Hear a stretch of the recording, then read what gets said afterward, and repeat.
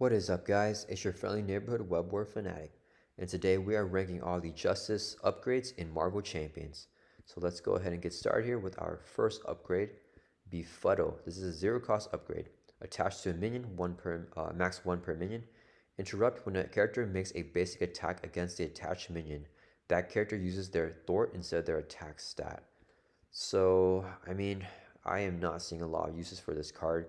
I'm gonna just put it in the C tier for now, but I may drop it down to the D tier because, yeah, it is a upgrade card and it is a tactic card, right? So it might be useful if you need to put upgrades on minions or if you're playing with a deck that likes tactics. But yeah, even then, you need a situation where your character has so much more thwart than attack where it's going to be beneficial playing this one effective resource here because it is still one card from your hand that you have to put down to get this effect. So yeah, I could definitely see it being useful for someone like Cyclops, right? um, Let me see, what are Cyclops's I'm just gonna look up Cyclops. So for Cyclops here, you can spend one resource of any type to do 3 damage with this Optic Blast to an enemy with an upgrade attached, right? So this is a nice zero cost upgrade that you can attach to a minion so that Cyclops can trigger that Optic Blast. But yeah, I don't see a lot of situations where this card is going to be any good. Next we have Chance Encounter, zero cost upgrade attached to a side scheme, max 1 per scheme. Interrupt when attached side scheme is defeated, search your deck and discard pile for an ally and add it to your hand, shuffle your deck. So when I first started playing Marvel Champions, I was not the biggest fan of cards that are contingent on side schemes because I feel like I can't guarantee when a side scheme is going to be out. But with the addition of player side schemes, I think that this buffs up cards like Chance Encounter a lot because you can have that player side scheme out as long as you want. And when you draw into the Chance Encounter, you can just attach it to that side scheme.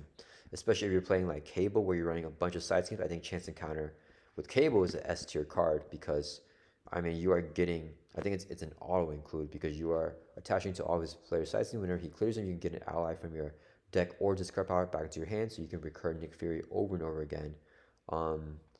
But for a regular hero, I think it's going to be in the B tier to A tier. It is a very powerful card. I have a bias for this card because I really like it a lot. But is it good enough? Zero cost us, so cheap. And then you get the ally to your hand, so it's almost like drawing that ally, right? You're not spending any extra resources. All you have to do is remove a side scheme. It's just removing that side scheme. I think before player side schemes, this is a B tier card. But with player side schemes now, there's just so many ways to get a side scheme in play. I'm going to put Chance Encounter up in A tier. And you can even play stuff like one way or another, right? So I'll look that card up, one way or another.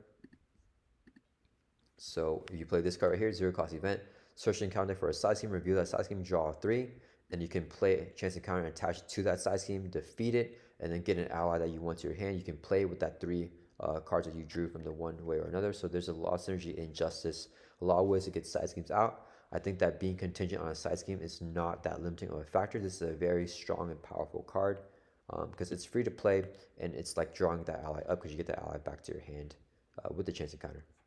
Okay, next we have Counterintelligence. It's a 2 cost upgrade, max 1 per player. When any amount of threat will be placed on the main scheme, discard Counterintelligence, prevent 3 of that threat. So this is a great preparation card that you have out and you can just kind of save it there. And whenever the main scheme might be cleared or anything that you don't want, you can just discard this card and then prevent 3 of that threat. So a very nice safety mechanism to have. It's a regular interrupt, so you can use it in hero form and in alter ego form. So I think that's pretty useful. I'm going to put this card, I think it's going to go in the B tier for me. I don't think it's A tier level, right? Because it's more of a defensive type of card, right? Where you are trying to mitigate threat. But if the villain schemes out with more than 3, then preventing 3 of that threat won't do anything. You'll still have the main scheme advance, right? So 3 threat, it's effectively 2 costs for 3 threat removal, right? So that is not a good like the efficiency for that. But why it's worth it and it still goes in the B tier is because you can have it on the field and choose when you want that to trigger. But it is restricted to the main scheme only, but usually that's going to be the only scheme that you care about adding threat to, right? There's not much ways to add threat to side schemes other than stuff like Master Plan from the encounter deck. But other than that, I think that, I mean, it's a solid card. Definitely, if I have empty roster spot in my deck, I wouldn't mind putting the counter intelligence in there. Next, we have a zero cost upgrade. Eyes in the Sky. Here, interrupt. When you review a non-elite minion, exhaust an aerial character you control and discard this card. Cancel the effects of that card and then discard it. Then review another card from the encounter deck. So this is very similar to Spycraft. Do we have Spycraft here? Yeah, so we have Spycraft right here. This is a one cost upgrade, right? Play only if you control a spy character. When you review an encounter card, we can discard Spycraft, cancel effects of that card, and then discard it, then review another card from the encounter deck. So this card is very, very similar, but it's a hero interrupt, so you can only use this in hero form, and it's only for minions, and specifically non-elite minions. So those are going to be the weaker of minions. And you have to exhaust the area character you control, and you still get another encounter card from the encounter deck. So yeah, this card, I mean, it could be useful sometimes. I can see in some situations, but I'm gonna put in a C tier here. And I mean, actually, is this a D tier level card? Eyes in the Sky. It's a zero cost upgrade, so you just play for free. That's pretty nice. But then when you review a non-elite minion, maybe you review a non-elite minion, you discard this card, exhaust the area character you control, and then the encounter deck gives you an elite minion. Like you might get a more rough minion from this card, and usually I don't think getting a non-elite minion is that bad. That's actually what I usually prefer from the encounter deck because it's a lot less pressure because the minion does not activate right away. So I mean, I'm not seeing it with this card. If you guys see something that I don't see, definitely let me know in the comments. But I'm gonna put this in a D tier. I think this card is unplayable. And it's restricted to aerial characters, but we are evaluating it as if we're playing an aerial character. But I mean, you had to get another encounter card. Non-elite minions aren't that bad. Hero interrupt, it has to be in hero form too. I mean, there's just so many things, and the exhausting aerial character. That's the thing that really hurts for me, because I don't want to take that exhaust even on an ally or on my hero. Okay, so next we have a 2-cost upgrade. Float like a butterfly. Play under any player's control, maximum per player. Interrupt when a character you control attacks a confused enemy. Increase that amount of damage that attack deals to that enemy by 1. So, I mean, this is very, very cool because when a character you control, so it could be an ally, it could be your hero, and it says attacks, right? Not a basic attack. So if you play an attack event, that will qualify for the float like a butterfly, you get +1 attack. So, float like a butterfly to me, it's either, okay, float like a butterfly to me, it's gonna go in a C tier. I can see it being an A tier potential card, right? Giving you so much more damage. But to me, damage is not the most valuable thing if I'm playing Justice, right? And I'm trying to build out. And it's contingent on confusing an enemy, right? So you need to have Confuse. So not only do you need Confuse in your deck, but you can't play a villain that has like Stalwart because then, I mean, you'll never be able to get this effect off, right? So, I mean, yeah, if Confuse was like a thing, then I think this is like possibly a B tier or A tier card. Probably just B tier because I don't think the damage is going to be that useful all the time. You have to constantly confuse even if the villain can be confused, but or a minion, right? So it can be any enemy, but you need to keep those confuses up constantly, which can be easy for certain heroes in certain decks like Psylocke, right? But the extra damage I think is a lot less useful during the building phase, and it's gonna be a lot more useful during a big push. Um, yeah, so not a terrible card, but I think it's very situational, so I'm gonna put it first here in the C tier, where the situational cards go. Next, we have Followed, a 1-cost upgrade attached to a side scheme, max 1 per scheme. When attached scheme is defeated, do 4 damage to an enemy. This card is not my favorite. I'm gonna put it in the C tier here in between these two. So it's a 1-cost upgrade. I don't like how we have to pay a cost for it. And then it's contingent on the side schemes, and the effect is not that good because you just do 4 damage to an enemy. I mean, I think it's okay, but I mean, I would prefer another effect, right? Because usually I would want this to defeat a minion, right? Doing that 4 damage to the villain is not going to be that useful unless I'm making a big push. And why am I clearing a side scheme when I'm trying to make this big push here, right? So, yeah, I mean, it's useful for board control, but there might not be a minion to do 4 damage off of. If you just do 4 damage to the villain in the middle of a game while you're trying to set up, it's not going to have that much of an impact. So I'm going to put it here in the C tier. Definitely better than Befuddle because I don't think this card is very good, but not as good as Float Like a Butterfly for sure. I think there's a huge gap between each one of these cards. Next, we have Heroic Intuition, 2-cost upgrade, play under any player's control, max 1 per player. Your hero gets +1 thwart. So just your basic core set card, just giving your hero +1 Thor for 2 cost. I mean, this card goes in the A tier, and um, where does it go in the A tier? +1 Thort. I think that's super duper valuable stat line. At the same time, you want to play in a deck where you're using a lot of activations with your hero and having your hero Thor a lot, right? Like for Cable, this is an S tier card if you're playing the Cable hero, right?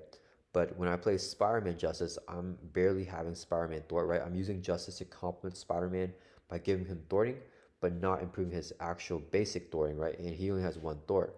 So because of that, I'm gonna put this card in the A tier. I'm gonna put it behind Chance Encounter. I think it just depends on the type of hero that you're playing. You're playing like an Iron Man who's running a lot and already has 2 thwart. This is invaluable, and it's potentially S tier. But if you're playing other heroes, I mean, it's still useful for Peter Parker Spider-Man to get +1 thwart because he'll have 2 thwart now. But I mean, it's not going to be as good. It's not definitely not an all-include, and definitely not a card that I run in a lot of Justice decks. Just in ones where my hero is making a lot of thwart activations or can ready up a lot. So I think the Chance Encounter has a higher ceiling, but the Heroic Intuition has a higher floor. I'm gonna put the Heroic Intuition above it just because that floor is very, very good. It's always going to be useful if it's in play, right? The extra thwart is never going to be a bad thing. Um, but yeah, you just have to get it out, which is 2 costs. So I think it's a very, very strong card for Justice. Next, we have Justice Served, 1 cost upgrade, play under any player's control. Hero response after you thwart and remove the last threat from a side scheme. Discard Justice Served and ready your hero. So also side scheme contingent. Your hero response, so you gotta trigger this in hero form, and then you get a ready out of it. So not my favorite card. I'm gonna put it here. I think the ready is more valuable than the follow, but they pretty much have the same effect, right? You defeat the side scheme, get an effect. The follow does 4 damage. The Justice Serve gets you in ready. So the ready is definitely better, but I mean, same thing with the contingency with the side schemes and everything like that. Oh, but for this one, you have to thwart and remove the last threat from the side scheme. So you can't have an ally do it, you can't have another player do it. You have to be the one to do it to get that ready. Yeah, so if you defeat the side scheme, actually, yeah, but you don't attach this one. Sorry, so I kind of misread that. Justice Serve, you just play it down under your control. You don't have to attach the side scheme like the follow. It's just whenever next time you defeat a side scheme, you can trigger if you want to get it ready. So it could be useful, but just a little bit contingent. Next, we have Mission Training, a 1 cost upgrade, and this is a ally upgrade that you have to attach to an X-Men ally. Max 1 training upgrade per ally. Attached ally gets +1 thwart, +2 hit points. So, I mean, very, very good card. I mean, Justice does not have any type of ally upgrades, so I think it's a little bit more rare, and that makes it a little bit more valuable. You get +1 thwart and 2 hit points, which is insane. They can activate usually 2 more times and get the extra thwart. I'll put this card in the B tier. If you're running like allies with or X-Men allies, this is really good. I put it behind the counter intelligence. I do think this is a little bit more valuable. But yeah, if you're running a lot of allies here, I think this is a good inclusion, but it's not an all include by any means. Yeah, but very, very powerful, especially with Danger Room and stuff like that. So let me just look up Danger Room. So if you're playing things like Danger Room, where an alter ego response, this works really well in Justice because you can flip down to alter ego a lot. After an X-Men ally and just play Exhaust Danger Room, search your deck and discard pop for a training upgrade. So like the Mission Training, and you can just tutor it and attach it straight up to the ally without paying this 1 cost here. So that can be very, very good, but it's just you need a lot of cards to make that very powerful. If you don't have a lot of cards, it still goes in B tier because it's still a useful card, just being a 1 cost upgrade with a good effect with the +1 thwart and +2 hit points, so they get more activations with that ally. Next, we have Operative Skill, 2 cost upgrade. It comes in with 3 operative counters. Interrupt, when you thwart, remove 1 operative counter from here. That thwart removes 1 additional threat. I do not like this card a lot. It has to be a thwart activation, so either your basic activation or if you're playing a thwart event, you get 1 extra one over time. It's not unplayable. I'm gonna put it here. I think it's actually even less useful than a Befuddled. Well, the Befuddled actually doesn't really do anything. It's really only going to be useful for the upgrade on a minion for Cyclops. Maybe the upper. No, I mean this card, I cannot really see a situation where this is good. I mean, it would be nice to just have down because you get extra thwart removal per turn, but for 2 costs just to get this type of effect, for 3 thwart removal over time, I would prefer my thwart removal in a burst. Yeah, actually, I'm going to drop this card down here. I think it's still better than Eyes in the Sky, but I don't think there's ever going to be a reason where you want to use this card right here. I would just prefer a Thor event, which can remove more threat. Okay, because 2 for 3 threat removal is not very good. Okay, zero cost upgrade here, Overwatch. Attach to a scheme, max 1 per scheme. When any amount of threat is removed from attached scheme by a Thor, discard this card, and then remove an equal amount of threat from a different scheme. So one thing to know is that this is a hero interrupt, so you can't trigger this if threat is removed while you're in Alter Ego. The owner of this card must be in hero form to trigger this hero interrupt. That's the only limiting thing, but this is very, very powerful. As long as there's a side scheme in play, you can remove threat from the main scheme, right? Yeah, so that's a very, very good card. This goes into B tier for me, and I'm gonna put it behind the training upgrade. It's contingent on side schemes, and definitely, I mean, so it's better than the C tier card, right? But I think to maximize the full benefits of it, you do want to really build around it and have like a huge chunk of threat get removed in a single instance, right? Because that's going to really help the Overwatch get its full benefits. If you do that, it's an A tier, S tier card, right? If you can remove like a huge chunk of threat at once, you can remove an equal amount from a different scheme. But if you don't build around it, it's still not a C tier card because its floor is pretty high, right? You can include this in any deck if you have an empty rush spot. All you gotta do is attach it to a side scheme, and at its worst, you're throwing like for 2 or something like that from that side scheme, and you can remove another 2 threat from the main scheme or another side scheme. So still always gonna be useful. Just to unlock the full potential, I think you need a little bit of building to make this card work or to get immense value, but it's still gonna be valuable either way. So it fits into any deck. Next we have Sense of Justice, a 2-cost upgrade. Play under any player's control, max 1 per player. Resource, you can exhaust this card to generate a mental resource for any Thor event. So that can be your identity specific event as well. It doesn't have to be a Justice card. This is a useful resource generator, but I think this is going to be one of the weaker resource generators because I mean Thor events are only going to be useful if you have threat to remove. So I mean I would prefer the attack, the aggression one. I'm gonna put this card in the C tier, and I'll put it right here, right? If you're playing a deck, and even if you are playing a deck, right, you might not be playing a Thor event every single turn, right? So it's really going to be dependent on playing a ton of Thor events every single turn. I think Thor events are the less reliable way to remove threat, right? Like I love using upgrades and supports, right? So one of my favorite cards in the game is Beat Cop here. This is a support that stays on the field. You can exhaust it to remove 1 threat from the scheme. You can do it every single turn, like forever. And then the Sense of Justice will not help pay for that because it's not a Thor event, right? This is not a actual Thor activation. So, I mean, it's useful to have out. Not that useful if you're not playing a Thor every single turn. And every single turn that you have this card out and you're not playing a Thor event, I think it loses value. So, I mean, it's definitely not bad, but I think that it's a situation card, so it goes in C tier because you need to have a lot of Thor events and you need to play a lot of Thor events every single turn to get its full benefit. Next, we have a 0-cost upgrade, Skilled Investigator. Play under any player's control, max 1 per player. Hero responds after his side scheme is defeated. Exhaust this card, and you can draw a card. So Skilled Investigator, I mean, A tier or S tier is the question. So for Cable, Skilled Investigator is an S tier because Cable is clearing out his player's side schemes. I think that overall, I'm going to put this card in A tier. I'm going to put it right here. I think it's better than Chance Encounter. It's a very similar effect. They're both contingent on side schemes, but the Skilled Investigator is just always giving you that extra card draw, which is invaluable. And Chance Encounter is giving you an ally, so you need to have like a target and all that. And if you can't play the ally because of its cost, it's not going to be as good. The Heroic Intuition is always good if it's out no matter what, right? Having 1 extra Thor on your hero, even if you don't Thor a lot, is still always going to be useful. And a Skilled Investigator, if there's no side schemes in the encounter deck, or if you don't draw them out, it's not going to be as good. It's still A tier, right? It's still a very, very good card because it's 0 cost to play it, and you're going to get back its benefit like almost immediately if you just clear a side scheme. So, I mean, still a very good card, but I don't think that it's S tier unless you're playing Cable or if you're including a ton of player side schemes in your own deck, right? If you can, or if you're playing a villain that has a ton of side schemes. If you're playing a villain with a bunch of side schemes, then Skilled Investigator, master, like, right? If you're playing like Red Skull, S tier card, but I think some villains, this might be a B tier or not as usable if they don't have those side schemes. So that's why I'm putting A tier. I think it's still good, Still just 0 cost, so it's amazing, but you need to have at least 2 card draws to get this, to make this, like, be a good card. But it's just so cheap to play, right? If you have if you have this extra card at the end of your turn, you just put it down.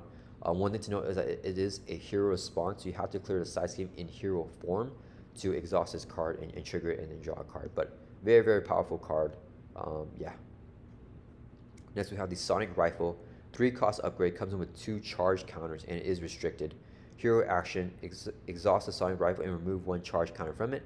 Confuse an enemy and then deal 3 damage to that enemy instead if it is already confused. So usually you want it to be confusing the enemy, not to do damage, because confuse is much more valuable. This card I know is very loved in the Marvel Champions community. For me, it goes in the B tier, but I'll put it first in the B tier. I think it's definitely a card that you can include in your deck if you have empty roster spot. And you guys know me, I'm not the biggest fan of confuses, right? Because of villains that have stalwart and steady. And for villains that have steady, I mean, this one confuse, I think it's going to be a lot less valuable. And one thing that I think restricts it even more is that it's a hero action, right? So if you play this card in Alter Ego and you want to stay in Alter Ego to confuse a villain, you can't. You have to flip over to hero form to use this action here, confuse a villain, and then next turn you can flip back down and be safe.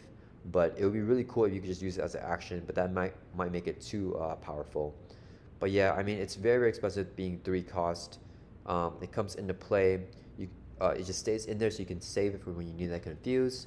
But yeah, I mean, it's a very, very powerful effect. Getting those confuses, like, on demand is so good, but I'm gonna put it in B tier because I think it is restricted whenever you're playing stalwart. I think steady makes this card a little bit rough as well because it's 3 costs, which is pretty expensive to get 1 confuse off, which doesn't fully confuse the villain because he's steady. So yeah, not a terrible card. I mean, a very, very good card, but I think for me it just goes in B tier because of that reliance on confuse. And for a lot of scenarios, this is going to be very useless if you're facing, a villain that like Thanos or something like that, So yeah, I mean, definitely still a good card though, but this might be a hot take. But yeah, I mean, this card goes in B tier for me. And then next we have Spycraft. 1 cost upgrade, play only if you control a spy character. So we're going to be assuming if you're playing this card, you have like Agent Coulson to tutor it back out, right? So let me look up Agent Coulson. Or if you're playing a spy character like Black Widow. But one thing that's so cool about Spycraft is that you can include Agent Coulson in any deck, right? And then when Coulson enters play, search your deck and discard pile for a preparation card and add to your hand. So you can get Spycraft. Coulson is a spy character, so you can play Spycraft as Coulson is a spy character that you can control, which is a requirement to play Spycraft. So this card is invaluable. This is one of the ultimate safety nets in the game. It's an interrupt. When you review an encounter card, discard Spycraft, then cancel the effects of that card, any card in this card. So it can be a treasury, attachment, anything that you want, discard it, then review another card from the encounter. So you do have to, test your luck a little bit by getting another encounter card. So yeah, I'm going to put this card in the A tier, and I'm going to put it first in A tier. I think it is one of the ultimate safety nets to have in Marvel Champions, and when I have a Spycraft out, I always feel a lot more safe flipping down, doing whatever that I want to do, because this can, prevent an advance, it can prevent an activation, it could just prevent you from dying, so I think it's always good to have out. The only reason that it doesn't go in the S tier for me, right, is because of that review another card from the encounter deck, and obviously if it doesn't do that, it's probably too powerful of a card. But I find myself often saving it because I'm waiting for a very nasty card like Fanaticism or something like that. So then I never trigger the Spycraft, and even though I have it down and I have that safety net, I never actually use it. So that's happened to me many games, and I mean, it's still nice to have, so it still goes in A tier, but I think that because sometimes it just stays in play, it never gets used, it's not going to be as good. But I don't think it's an all include because of that reason. But if you're playing a spy character, I mean, what are you doing if you're not putting Spycraft? I think you almost always have to put it, just not every single time. And then our last Justice upgrade here is a 2-cost upgrade under surveillance, attached to the main scheme, max 1 per scheme, increase the target threat value of the main scheme or of that attached scheme by 4. So this to me is the best Justice upgrade, if not the best Justice card in the game. So powerful. Yeah, I mean, I can't go more about how good this card is. This card is one of my reasons why I feel like Justice is the strongest aspect. Why I want to play Justice is for this under surveillance right here. increasing that target threat value of the main scheme, that threat threshold, is invaluable. If the main scheme schemes out at 7, this makes the scheme out at 11 just forever, right? It just stays on that main scheme until that main scheme flips. Then this card gets discarded. But I mean, it's always going to be useful. And then I want to look up a justice card here for justice. So this is one of the most basic thwart events in the game, a 2-cost event. Here action remove 3 threat from a scheme, and a 4 instead if you pay for it using a mental resource. So just considering, so this is still considered a good card to this day, right? 2 costs for removing 4 threat is good. Well, under surveillance is literally the same thing, right? It's 2 costs for increasing the threat threshold by 4, and it can only be on the main scheme though, right? So if you're clearing out a side scheme for the effects, right, of like, you know, a skilled investigator or chance encounter, then the under surveillance won't help, and the for justice will be a little bit better. But I mean, if it's talking about main scheme threat removal, the under surveillance is going to be what's it, right? In solo, I mean, when you look at main schemes, right, it might be like 5 times player. In solo, the threat threshold is 5, and then if you increase it by 4, you're almost doubling it by increasing it up to 9, right? If you're playing like 4 players, it might be 20, and then you increase it by 4, it only goes up to 24, so it's not going to be as valuable. But I see a lot of people say that this card is not as good in multiplayer. I completely disagree. I think it is just as good, the exact same like powerful effect in multiplayer. Because in multiplayer, you're still playing a card like For Justice, which is a 2-cost event to remove 4 threat. Well, this is strictly a 2-cost upgrade that increases the threat threshold by 4. So it's still doing that same type of 2 for 4 threat removal, but you can play this on turn 1 or when the threat is at 0 and just increase that threat threshold. So this is a thwart event that you can always kind of use on the main scheme. It's not a thwart event, I'm kind of exaggerating there, right? But it's an upgrade that you can always attach to the main scheme, and it will give you that breathing room every single time, even in multiplayer, right? So unless you're saying For Justice is a terrible card in multiplayer, I think For Justice is still a good card in multiplayer. I mean, Under Surveillance is still just a better version of it almost every single time, only other than side schemes, because you cannot use this card for side schemes, right? But yeah, I think it's such a good card. Obviously, it is better in solo because the threat thresholds are lower, so it adds more of a percentage increase, right? Like Ultron's first main scheme, the threat threshold is 3 in solo. So if you put this on it, it becomes 7. So now you have so much breathing room. This is 7, right? So I mean, that makes it so good. And then if you do it in multiplayer, it's not going to be as good, right? Because if you're playing like 4 players, the threat threshold for the 3 scheme is going to be 12, so it goes up to 16. Still very, very good, but yeah, I mean, this is an easy all-inclusive. You're playing Justice. It's a reason why Justice is so powerful. Just controlling that threat, giving you more breathing room to flip down every single turn, in addition to effectively removing threat almost, right? Because it's increasing that threat threshold by 4. So yeah, I mean, I think Under Surveillance is one of the most powerful cards in the game, if not the most powerful card, and it is a Justice upgrade. So yeah, this is my Justice upgrade tier list. Let me know what you guys think. If you guys agree or disagree with Under Surveillance being like one of the top cards in the game. If you agree or disagree with all these other cards here. I feel like a lot of you guys would probably disagree with the Sonic Rifle and maybe the Skilled Investigator, maybe bumping both these cards up. But that's just where I have it in my experience and the way that I play the game. But I could definitely see it being better if your playstyle is a little bit different. So yeah, that is it for this video. Yeah, I'll see you guys in the next one.